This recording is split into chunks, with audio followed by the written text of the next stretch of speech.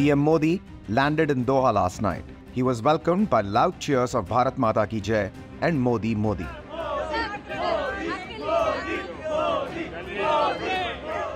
The Indian Prime Minister stopped in Doha after wrapping up his visit to UAE, where he inaugurated the Grand BAPS temple and launched UPI and the Jeevan card.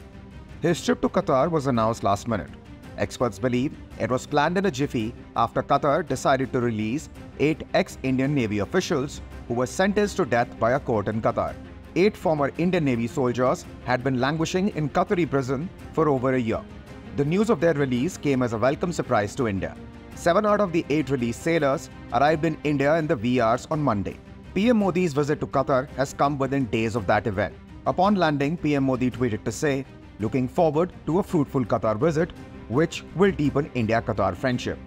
PM Modi was received by State Minister for Foreign Affairs of Qatar, Sultan bin Saad Al Buraki, at the airport. He was greeted by members of Indian diaspora with boisterous chants of Bharat Mata ki Jai soon after. PM Modi also met his Qatari counterpart, Al Thani. After the meeting, Indian Prime Minister tweeted to say that he had a wonderful meeting with Qatar's PM. During Prime Minister Modi's 2-day visit to Qatar, the Prime Minister will hold bilateral talks with the King of Qatar, Sheikh Tamim bin Hamad Al Thani, to strengthen bilateral relations. The Indian Prime Minister last visited Qatar in 2016. Qatar's Emir paid a visit to India in 2015.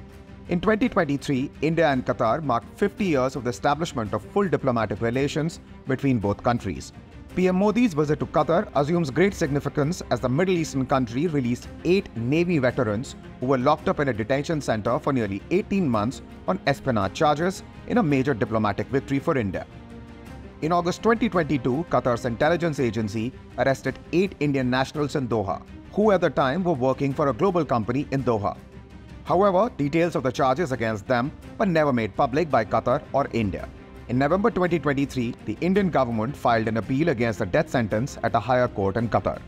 Next month, Prime Minister Modi met Qatar's Amir on the sidelines of COP28 summit in Dubai on December 1st.